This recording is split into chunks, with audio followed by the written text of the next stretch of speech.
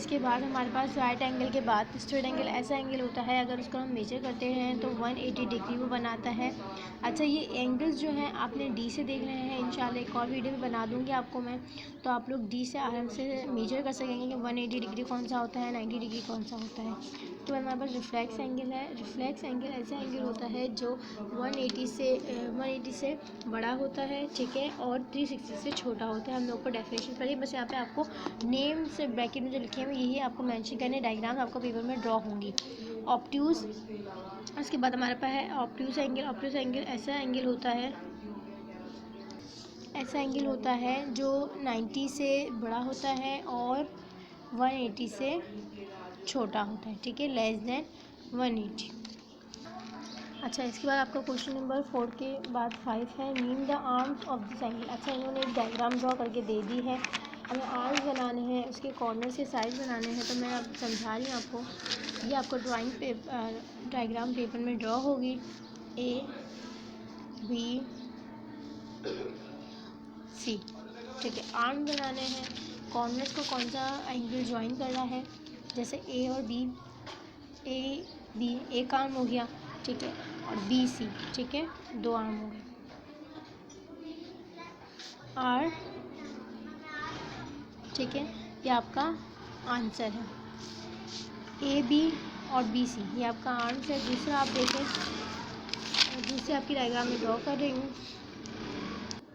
इसके बाद आपकी दूसरी डायग्राम की आर्म कैसे बनेगी, WX, ठीक है, और X हुआ आपकी दूसरी आर्म,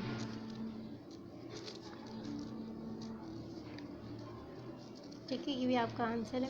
यहाँ से इसका एक पेयर, यहाँ से इसका 2 पेयर हो जाएंगे, ठीक है। अच्छा, इसके बाद क्वेश्चन नंबर 6 है आपका, name the vertex of these angle. Vertex क्या होते हैं, ऐसे कुछ फिगर की, ये एंगल्स की मिड पॉइंट को हम कहते हैं मिड वर्टेक्स। अच्छा, मिड पॉइंट आप बोलेंगे क्या है, जैसे ये हमारे पास एक लाइन, इसका मिड पॉइंट क्या है, ये, तो अब जैसे इसको A नाम देंगे, इसको B और इसको C, तो इसका मिड पॉइंट क्या निकला है, B। एंगल का जो सेंटर पॉइंट होता है वो हमारा मिड पॉइंट होता है, ठीक है, ठीक है। एंगल्स का जो मिड पॉइंट होता है वो हमारा वर्टेक्स होता है। अच्छा, ये आपको डायग्राम यहाँ ड्रॉ है। अब मुझे बताना है कि इसका मिड पॉइंट क्या है, M, L और K। इसका मिड पॉइंट क्या है, दो लाइंस को, 2 एंगल्स को आपस में ज्वाइन कर रहा है, वो हमारा मिड पॉइंट है, यानी वर्टेक्स है। हमें क्वेश्चन में बोला है कि वर्टेक्स आपने वेरीफाई करना है। दूसरी डायग्राम का मिड पॉइंट क्या है, T, तो आपने इस तरह मेंशन करना है, L is vertex of the angle, T is vertex of the angle. इसके बाद नेक्स्ट क्वेश्चन है, draw the following angles and label them. एक एंगल है, उसको ड्रॉ करना है, इन्होंने ये दे दिया हमें और बोला है कि आपने एंगल्स को इसकी वजह से ड्रॉ करना है। बता भी दिया है कि वर्टेक्स जो होगा F होगा, तो आपने एक सेंस वाली बात है कि इन्होंने हमें बताया है E, F और G, ठीक है। वर्टेक्स क्या बोले हैं इसमें, F। जैसे कि मैंने बताया वर्टेक्स कौन सा होता है, मिड पॉइंट, तो आपने ऐसे एंगल ड्रॉ करना है एक। जैसे कि आपको क्वेश्चन में बताया है कि वर्टेक्स जो है हमारा F है, ऊपर मैंने आपको बताया वर्टेक्स वो होता है जो मिड पॉइंट हो एंगल का, तो हमने यहाँ F लिख देना है जो, क्योंकि वो मिड पॉइंट है, ठीक है। इसके बाद E के बाद F आता है, तो E इधर, F और G, ये हमारा एंगल बन जाएगा। इधर देखिए क्वेश्चन में यही बनाया है जो मैंने ड्रॉ किया।